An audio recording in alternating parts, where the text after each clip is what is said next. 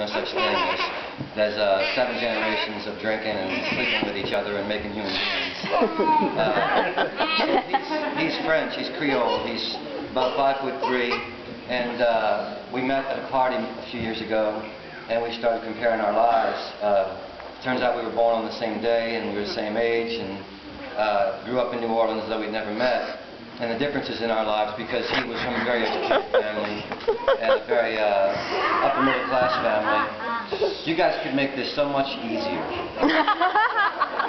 Could you give them some more muffins, by the way? Because clearly they need more sugar. You're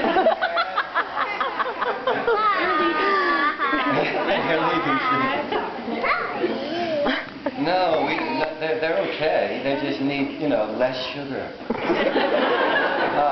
Anyway, I've seen Mom pointing to Dad. Dad's smiling. Dad, like, what do I care? I work all day. A word from our sponsor, Domino's Sugar. Did you never see Ghostbusters? What happens with the Powder Puff Man? It's just bad. Anyway, John and I were talking about growing up in New Orleans and the differences in being in poor and rich and black and white and playing jazz and rock and roll, and how hard the different things were to do in that city. And we were about 2 blocks away from a set of cemeteries at the foot of Canal Street there, and he pointed to one of them and he said, "You know, Paul, my daddy's buried in that cemetery right there." And I said, "Man, that's one more thing we got in common. My daddy's buried in that same cemetery."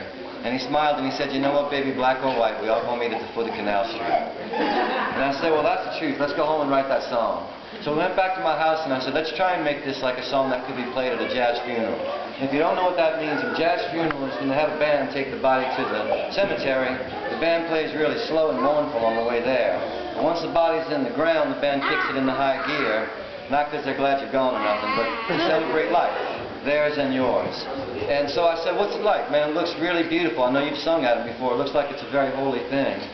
And he goes, "Yeah, baby, it's beautiful and all, but mostly the women," censoring myself again, they all wonder what the other women gonna be wearing, you know. Most of the men, they be carrying a flask in their hip pocket waiting for the band to kick it so they can kick it too, you know. I said, "Well, cool, let's put that in a song." And I said, "What would be like the most amazing thing that could happen at a jazz funeral?" And he said, "Well, you know, baby, all the jazz boys, they call Louis Armstrong Pops, and if Pops could have played Walk On at your funeral, you'd have thought you was already in heaven."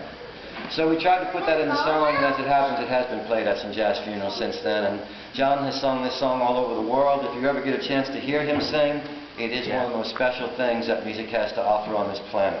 John Boutte, B-O-U-T-T-E. Don't waste your time being